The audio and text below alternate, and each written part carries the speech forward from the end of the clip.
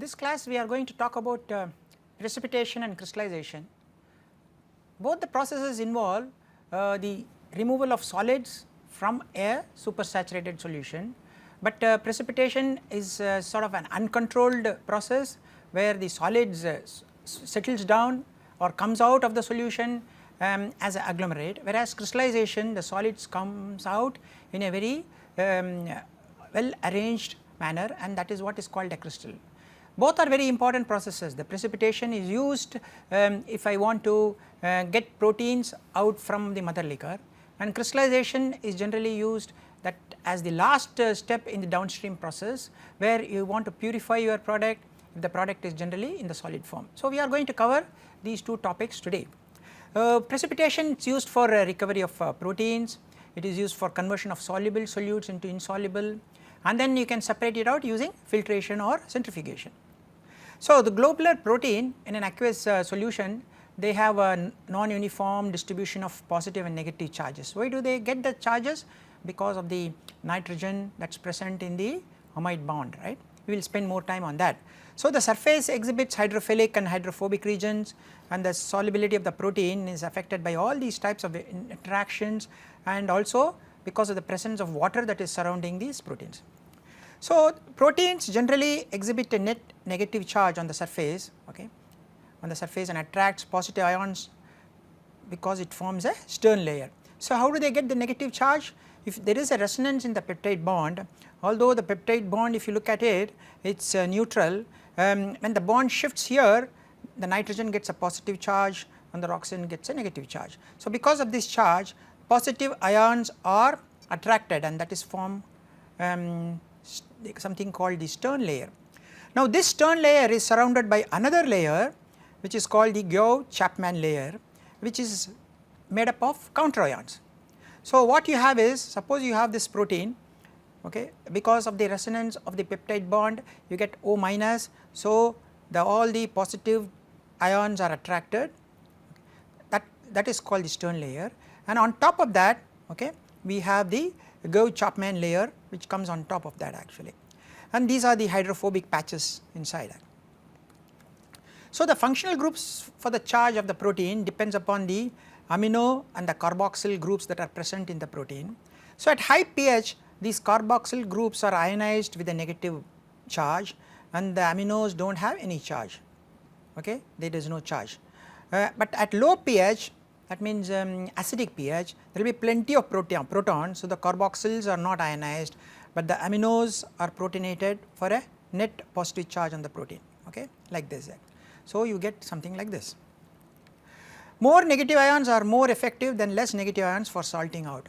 So, when we want to remove the protein, when we are adding salt, that is called the salting out. The solubility decreases exponentially with increasing magnitude of charge. Okay.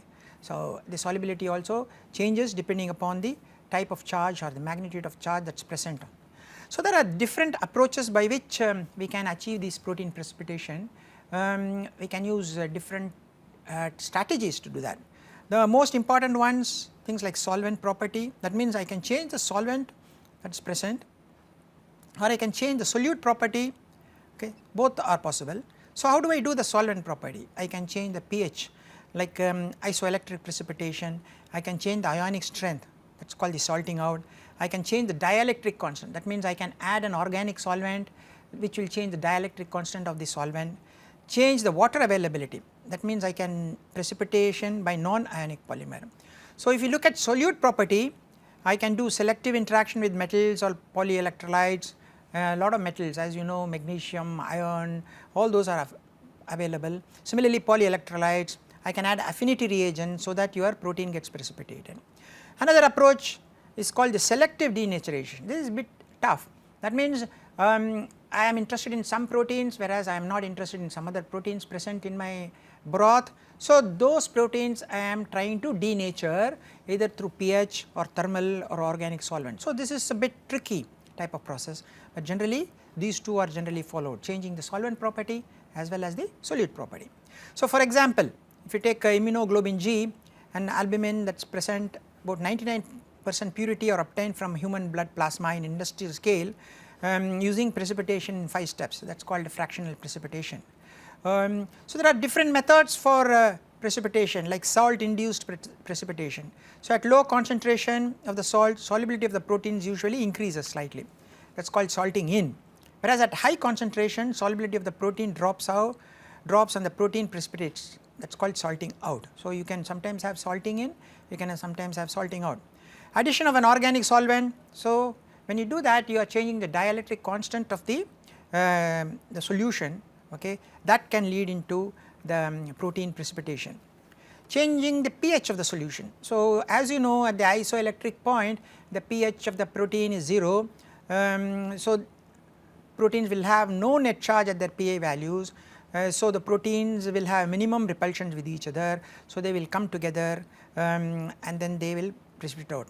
So this is different for each of the protein, that means the isoelectric pH can be very different for each protein. So I could try to separate 2 proteins or 3 proteins very selectively by slowly playing with the pH. The fourth approach is adding non-ionic polymers or metal ions. We will spend some time on each one of these strategies. Okay. So the salting out, for example, if I want to collect lysozyme, I can use different types of salt, sodium chloride, magnesium chloride, sodium acetate, or even PEG, that is a polymer with molecular weight of 400 and so on actually. Okay. At look at the temperatures, generally it is varying between 10 degrees to almost 40 degrees, and the pH also varies in the acidic range. Salting in, we can add urea, glycerol, sodium chloride, so that the proteins gets taken into the solution, that means solid protein becomes part of the solution. Generally I do not know whether there are any industrial examples of salting in, but yes, there are a lot of examples for salting out.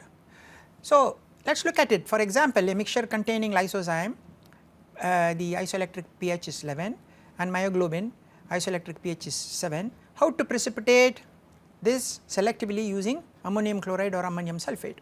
Now suppose you are asked such a question, what do you do? Okay. You generally take ammonium sulphate because it has got a greater charge than chloride. What should be the pH? As you can see, at neutral pH myoglobin has its isoelectric pH, so we can work around that pH, right. So neutral pH is the best for this, because myoglobin will have net 0 charge at a pH of 7. Generally ammonium sulphate is usually used for salting out because of its high solubility, about 3.6 molar, and high ionic strength, which is proportional to the square of the charge on the ion.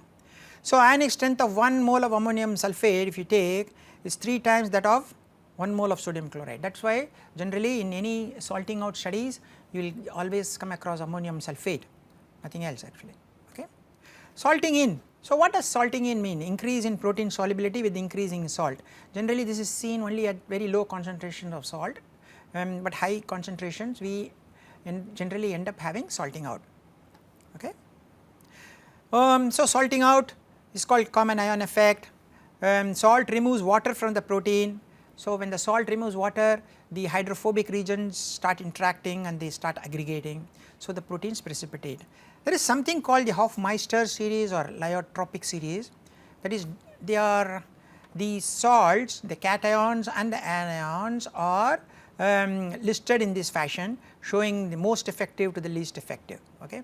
So that is why ammonium comes right at the top and sulphate also comes right at the top. There could be some changes depending upon the type of protein. So you have to remember that this order is not valid for all the proteins, but it can change depending upon the protein. So sometimes magnesium could be more effective than calcium, and for some proteins calcium could be more effective for magnesium. So that changes can be there, but generally if you look at the Hofmeister series, for cations this is the order, and for anions this is the order, and anions are more effective than cations. Okay. So the sulfates are more effective than the plus ions actually. So you have to remember that. So the salting out, suppose I have 4 proteins, fibrinogen, hemoglobin, serum albumin, myoglobin. Okay. S is the solubility, log of solubility. So as the ionic strength goes up, the molecular weight goes down. That means proteins with high molecular weight will precipitate fast, then comes next one and finally the protein with the smallest molecular weight. So, I can use this type of precipitation if I am very smart to selectively precipitate proteins, and also that is what is called fractional precipitation. Okay. Salting out of proteins is a balance between salting in process due to electrostatic effects of the salt and a salting out process due to hydrophobic. So, you have electrostatic, you have hydrophobic interactions. Electrostatic comes because of the salt and the protein charge. Hydrophobic comes because of the hydrophobic groups like alkenes, carboxyls and benzene rings and so on actually. So, you have the electrostatic effect, we have the hydrophobic effect. So, in between you can have the salting out happening. So, one side you have the salt concentration, other side you have the logarithm of solubility in the presence of salt divided by S naught, that means pure solvent, S naught is pure solvent. So, two forces, electrostatic effect, hydrophobic effect. Hydrophobic comes during salting out, electrostatic comes during salting in. Okay. So, you can do precipitation by adding organic solvents. Here you are changing the dielectric constant of the solution, that is what it is.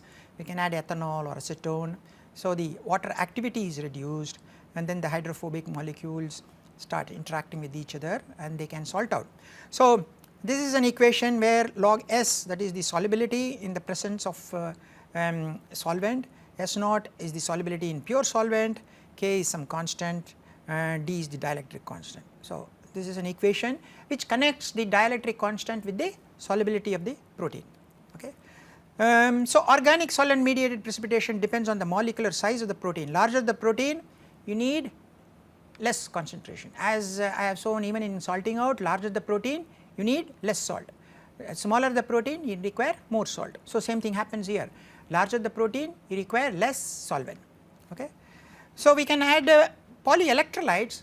By adding polyelectrolytes also we can achieve protein precipitation. This is also similar to flocculation. If you remember in our previous class, we talked about flocculating agents, the process of flocculating. Basically there we are looking at the charges, electrostatic forces which you are trying to neutralize. So, you can use this type of approach also. So, you need very low concentrations, generally 0.05 to 0.1%, low price, absence of waste disposal problems, all these, because if you are using a solvent or if you are using a salt, you need large concentrations, waste disposal is a big problem. So, acidic polysaccharides such as alginate, pectate, carboxymethylcellulose, CMC, carrageenan, anionic polyelectrolytes such as polyacrylic acid, polymethacrylic acid, cationic polyelectrolytes such as polyethyleneamine, polystyrene based quaternary ammonium salt. So, all these are examples of compounds which can help in the precipitation of the protein, agglomeration of the protein. Basically, they neutralize the charge on the surface of the protein. We can also add metal ions like polyvalent metal ions, divalent magnesium ion, cobalt, nickel, copper, zinc, cadmium.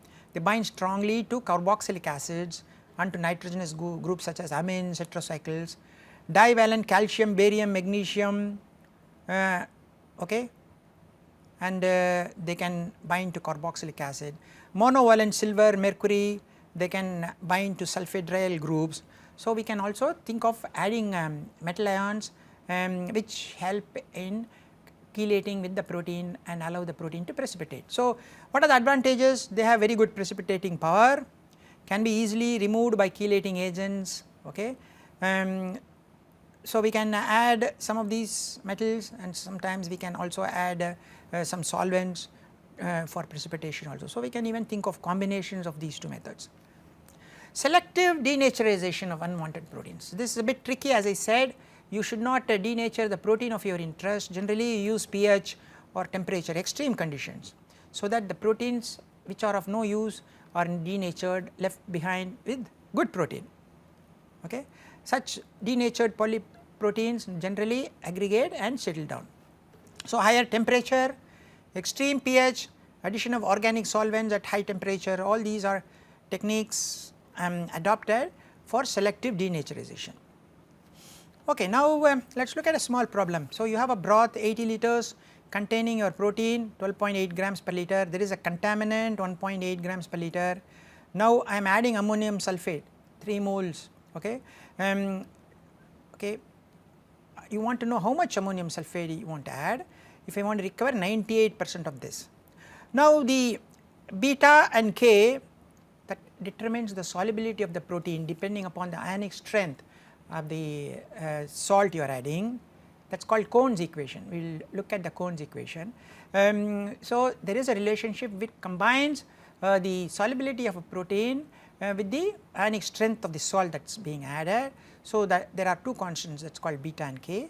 Beta and K for your protein is given here, and beta and K for your contaminant is given there, and I want to recover 98% of my protein, okay. So how do I find out how much salt required? So 80 into 12.8 gives you total amount of protein present. I want to recover 98%, that means 1003.5 grams of protein I want to recover. So how much is left behind? 20.5 grams, that means that is your amount of protein present, okay. So this is Cohen's equation, log S. S is the amount of protein present, beta and K are two constant, I is the ionic strength, okay. So in the problem 20.5 is what is left behind, beta is 9.33, K is 1.1, okay, 3 moles of ammonium sulphate, molarity of 3. So I can 3 into ammonium sulphate molarity. So if I do that, I will get 2.43 moles of ammonium sulphate, okay. I is the ammonium sulphate which I want to get. Now total amount of contaminant protein in the broth, as you know, is 80 into 1.8, that is 144 grams. So at 2.43 moles I use this equation, I can calculate what is the S part of it, okay, understood. So we can calculate what will be the amount of contaminant that is left behind in the solution. So this much amount of contaminant is precipitated out, and we have some amount of contaminant present 144. So the remaining is left behind. So the total amount of protein precipitated out is given here, total amount of impurity is precipitated out is given here. So that will give you an idea about the purity of the protein that is precipitating out, okay. So this is a simple problem, and here we make use of something called the Cohn's equation. So Cohn's equation, please look at it. S is the solubility, that is amount of protein present, and beta and K are constants, and I is my ammonium sulphate concentration, which I need to put so that you get a salting out effect, okay. So it connects the concentration of ammonium sulphate or the required with the solubility of the protein that will be present in the solution, that is in equilibrium with the salt, quite simple. So far we looked at precipitation, where we are talking about protein coming out of the solution because of the addition of either salt or because of which is changing your hydrophobic electrostatic balance, or adding a solvent which changes the dielectric constant, okay, or sometimes adding a polyelectrolyte, or adding a metal, a divalent metal, or sometimes even monovalent metal for chelating purposes, or selective denaturation. Let us look at crystallization. This is a very controlled process, so that you get solid coming out of the solution, generally supersaturated solution, in certain exact size and shape.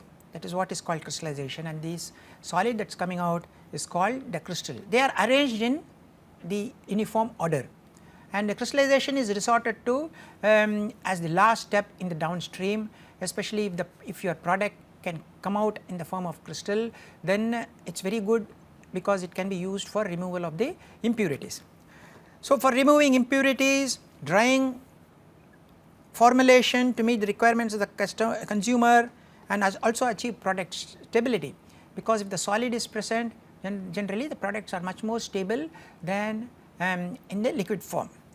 This is the you can approach through either natural or artificial process, okay, from the solution.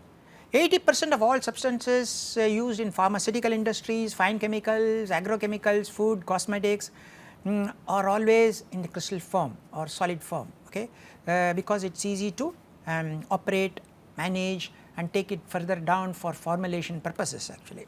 So, how do you initiate this process? It is done through cooling or by evaporation. So, that means you remove the solvent so that your solution becomes super saturated, or you cool it so that your solution becomes super saturated. So, solution gets concentrated either by evaporation or cooling until the saturated, and finally it becomes a super saturated solution, and when it becomes super saturated solids start crystallizing out. So, the degree of supersaturation is given by this formula, S is equal to Ct, concentration of the solute in a solvent at a given temperature, C0, concentration of the solute in a saturated solution. Okay. If S is equal to 1, then we call it saturated. If it is greater than 1, it is called supersaturated. So, you need to arrive at a supersaturated condition so that your product will crystallize out. So, you need to arrive at that condition. The theory states there is a nucleation, that means small very minute solids are formed, micron sized solids are formed initially, that is called nucleation. Once that is formed, it starts growing, the crystal starts growing, that is called crystal growth. If you do not have any solid particles, then nucleation may occur, and then the solids will start growing, that is called the crystal growth. Sometimes they add small amount of the same product itself, so that the crystal starts growing around that, so that you get much better product quality. Even if you add small amount of impurity, that acts as a nucleation site. So, the driving force for this is supersaturation. So, this supersaturated condition consists of metastable zone, intermediate zone, labile zone, metastable, intermediate and labile zone. Okay. So, if you look at labile, nuclei are formed spontaneously from a solution, because it is highly supersaturated, it forms little small, very small micron sized particles, that is spontaneous. Intermediate zone, formation of new nuclei and crystals as well as the growth of the crystal. So, it is forming new crystals as well as existing crystal starts growing. Metastable zone, so solute in excess of the equilibrium concentration deposits on existing crystals, that means crystal is growing, but no new crystals are formed. Okay. Whereas in intermediate zone we are forming new nucleus as well as we are forming the growth of the crystal, whereas in the metastable zone there is no new nuclei are formed, but the existing crystals are grown. Okay. So, 3 different zones actually, whereas in labile zone we have only new nucleus that are getting formed. Typically crystals are like this, they are shown like this. So, it has got 3 sides, okay, A, B, C, and it has got 3 angles, alpha, beta, gamma. So, sometimes A can be equal to B, can be equal to C, angles can be equal, sometimes these angles can be 90 degrees. So, you can have different permutations, combinations that will lead to different types of crystals actually. Okay. This is called an unit cell. So, if you have a crystal, it will have multiple unit cells attached to each other. So, there is an uniformity.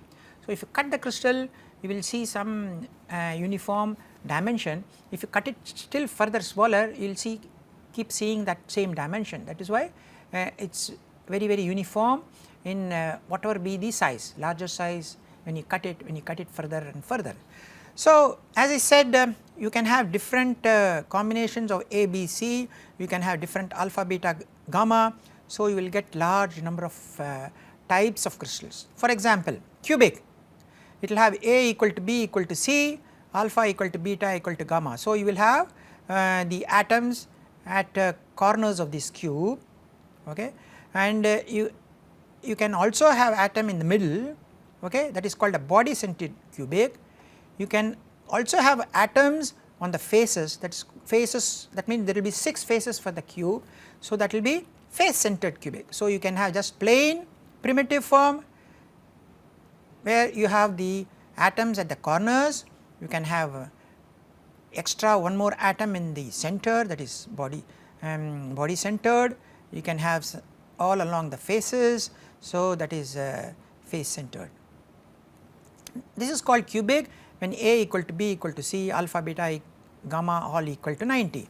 Then you can have tetragonal A equal to B, but B it is not equal to C, alpha beta gamma is equal to 90.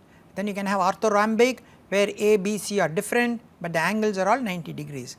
We can have hexagonal where A equal to B not equal to C, alpha beta equal to 90 but gamma equal to 120. Similarly, you can have trigonal A equal to B equal to C, alpha equal to beta equal to gamma, but they are not equal to 90 degrees. Then we can have monoclinic where A, B, C are not equal, alpha and gamma equal to 90, beta not equal to 120. Then you have triclinic where A, B, C are not equal, alpha, beta, gamma are not equal to 90. As you can see, there are 7 classes: cubic, tetragonal, orthorhombic, hexagonal, monoclinic, triclinic and trigonal, 7 classes, and there are 14 types if you add up all these, because you will have a primitive form P, you have a body centered form, you have the face centered form. So, you have 14 Bravis lattices it is called, and you have 7 crystal types. Okay. This is how all the solids come out in one of these forms actually. You can use X-ray crystallography, you can use powder X-ray to find out the crystal structure, crystal dimensions and so on actually. So, crystal growth will occur subsequently to nucleation. Crystals can be added to initiate crystallization. So, as I said, we can add small crystals to initiate the crystallization. So, stirring the solution helps in the transport of material to the surface. Rate of growth of crystal is diffusion control, because from the solution the solute has to come to the crystal face and get attached to it, so that the crystal starts growing. Presence of impurities will reduce the rate of crystal growth. So, generally you should have very pure solution if you want good crystal product. So, dm by dt, that is crystal mass, how the crystal mass grows as a function of time t, k is the overall transfer coefficient, A is the area, surface area of the crystal face, C minus C star is the driving force, C is the solute concentration in the supersaturated, C star is the at a saturation concentration. So, when C reaches C star, the growth of the crystal will stop, okay, because this is the driving force. When C reaches C star, it will stop. McCabe, according to McCabe, all crystals that are geometrically similar and of the same material in the same solution grow at the same rate. Okay. So, the growth is measured on the basis of increase in length delta L, it could be in mm. So, linear dimension of one crystal, and it is independent of the initial size of the crystal. So, according to McCabe, he said it will all depend upon only the delta L, that is the change in the length, and it will have no effect on the size of the crystal, okay, that is called the delta L law. So, the overall transfer coefficient is same for each phase of the crystal, and the growth rate G is given by delta L by delta T. Delta L is the increase in the size, that is in mm, delta T is the change in the time. So, this is growth rate mm per hour, and he said it is always a constant, okay. This is called delta L law. So, if you use this law, it becomes easy for us to monitor rate of crystal growth. But generally this law holds good only for crystals of small size, less than 0.3 mm. Okay, if the crystals are very large, above 0.3, or if you are subjecting it for different treatment procedures, then this delta L law does not hold good. But the advantage of delta L law is it does not depend upon the actual crystal size, but the rate of growth is constant. It depends on change in the length with respect to change in time, delta L by delta T. So, that is the advantage of this delta L law. So, crystals of various sizes are formed. As you know, some crystals may be smaller, some crystals may be larger, and there will be a crystal size distribution. Generally we can call it a Gaussian distribution, okay, and there will be some average crystal size, okay, because some crystals will be older with larger size, some crystals will be younger with smaller size. Okay. So, the dominant crystal size dC is given by 3 into G star tau. G is the crystal growth rate, and if you follow delta L law, it will be equal to delta L by delta T. Tau is residence time in the vessel. So, how long is going to be there, okay, that is given by volume by flow rate V by 4. So, this is the dominant crystal size, okay, the crystals and that will be predominantly present there. So, fraction of crystals in this size range will be 1 minus E minus dC by G tau, okay. This is the formula for this. So, the fraction of the crystals that will be present in that actually. Okay. So, advantage of these equations are, we can use this for finding out crystal growth, we can use this for finding out the dominant crystal size also, right, and that is the advantage of this type of relationship. So, we saw two important downstream here. One is the precipitation, where it is widely used for recovering proteins from mother liquor. It is very common, where proteins are recovered, collected using either adding salts or changing the dielectric constant of the solution by adding some solvent. The other one is precipitation, where you use a technique where the solids come out in the form of crystals of uniform size and shape, and it starts growing. Especially pharmaceutical industries, food industries use this type of crystallization process quite a lot. Thank you very much for your time.